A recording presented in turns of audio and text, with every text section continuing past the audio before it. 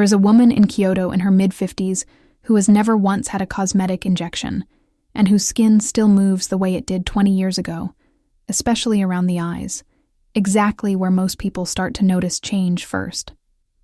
Every night, before bed, she spends about 6 minutes on a simple ritual with her own hands. Nothing injected, nothing peeled, nothing that requires a clinic appointment, a syringe, or a recovery day spent hiding indoors afterward. And somewhere else in the world right now, someone is lying back in a chair getting a filler touch-up they've had 4 times already. Spending real money every few months, just to look like themselves again for a little while. Quietly wondering why the results never seem to last as long as they did the first time, and never quite asking what's actually causing the tension and sagging to keep coming back in exactly the same places.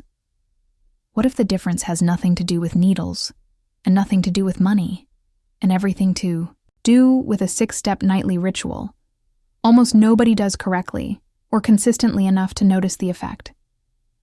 By the end of this video, you'll understand exactly what that ritual looks like, why step 3 matters more than any of the others, and how you can start tonight with nothing more than your own hands and a bottle of oil you probably already own. Let's take apart something almost everyone believes about aging skin. The belief is this: once muscle tone and elasticity start to fade, the only real fix is something injected or applied from the outside, a filler, a peel, a serum promising to do the work your own face used to do on its own. And for an enormous number of people, that belief quietly skips right over something simpler entirely. The simple fact that facial muscles, like any other muscles in the body, respond directly and predictably to how often they're actually worked, stretched, and released. Here's the mechanism worth understanding. Facial tension builds up in completely predictable places: the jaw, the brow, the space between the eyebrows, and that tension pulls the surrounding skin into the same tired lines day after day. Whether or not you're consciously aware of holding it, the same way a shirt develops a permanent crease if it's folded along the same line often enough. A consistent facial massage releases that built-up tension and improves lymphatic drainage in the exact same areas, which is part of why practitioners describe visible, if temporary, results after a single session: a slight brightness, a little less puffiness. Results that become far less temporary the moment real daily repetition enters the picture, instead of a once-in-a-while treat. Let's go through the 6 steps that make up this specific ritual, because the order matters just as much as any single step done in isolation. The first step is starting with a clean, slightly damp face and a small amount of facial oil, never doing this dry. Massaging dry skin creates friction that can actually irritate and drag the skin, rather than release it, undoing much of the benefit before it even begins. The shift: always apply a thin layer of facial oil first, enough that your fingers glide smoothly without pulling at the skin underneath them. It only takes a few extra seconds, and skipping it is the single most common reason people give up on facial massage early, mistaking the dragging discomfort of dry skin for the technique itself simply not working. The second step is always massaging in upward and outward strokes, never downward, following the natural direction. Lymphatic fluid is meant to drain. Downward strokes work directly against gravity's already constant pull on facial tissue, while upward strokes support the skin's natural structure instead of fighting it. The shift: keep every motion moving up and out, from the jaw toward the ears, from the center of the face toward the hairline.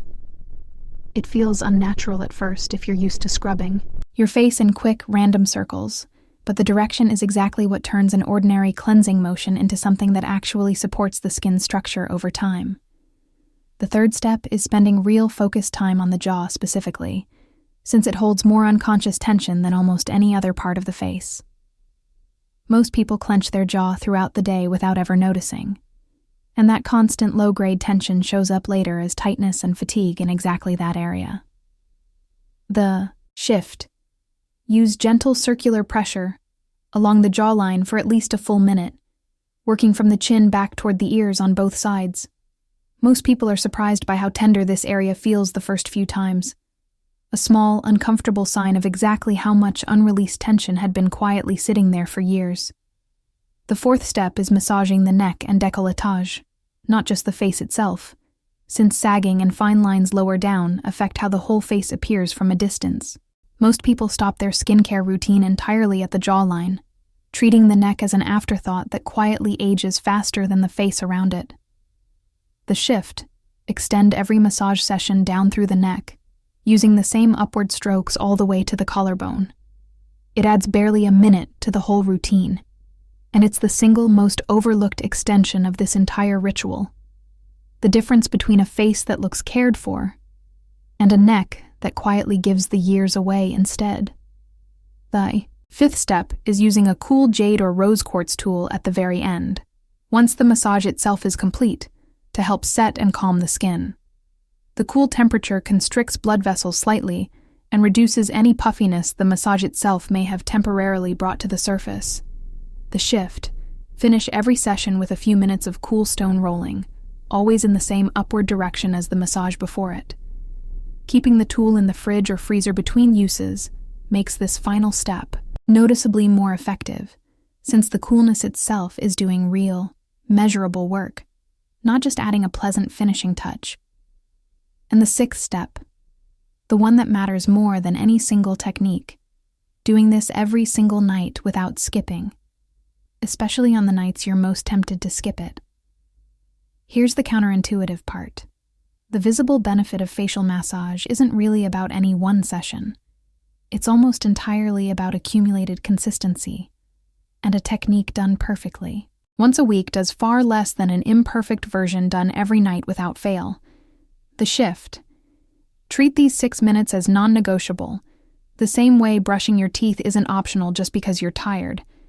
Most people who quit this ritual early do it on exactly the night they needed it most, and it's precisely that missed night, repeated occasionally over months, that quietly erases the accumulated benefit of all the nights that came before it.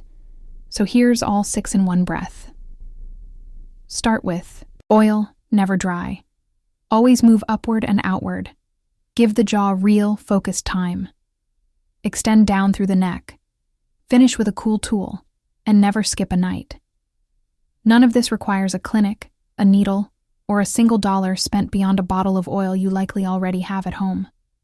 What it requires is 6 quiet minutes, given consistently, night after night, long enough for the results to actually accumulate rather than fading the way a single treatment always eventually does. Start tonight. With just the first 2 steps, oil first, always upward, and add one more step every few nights until all 6 feel natural. Most people who stick with this for a full month stop thinking of it as a beauty routine entirely. It simply becomes the last thing that happens before the lights go out, the same way it is for the woman in Kyoto. The woman in Kyoto has never once described this as a beauty routine. To her, it's simply how the day ends, the same unremarkable way she's done it for over 20 years without needing a name for any of it. No more worthy of comment than washing her face or brushing out her hair before bed. If this changed the way you think about your own skin, share it with someone who's been considering an expensive procedure and hasn't tried 6 consistent minutes a night first. They might be closer to the result they actually want than they realize, and considerably less far from it than a clinic brochure would ever suggest. This has been a look at the quiet, daily mechanics behind skin that ages slowly and gracefully, not a case against cosmetic procedures for anyone who genuinely wants them. An invitation to try the free, low-effort version first before reaching for the expensive one. Tell us in the comments if you're trying this tonight, and which of these 6 steps you think your own face needs most: jaw, neck, or simple consistency. We'll see you in the next one, and good luck with that first tender jaw.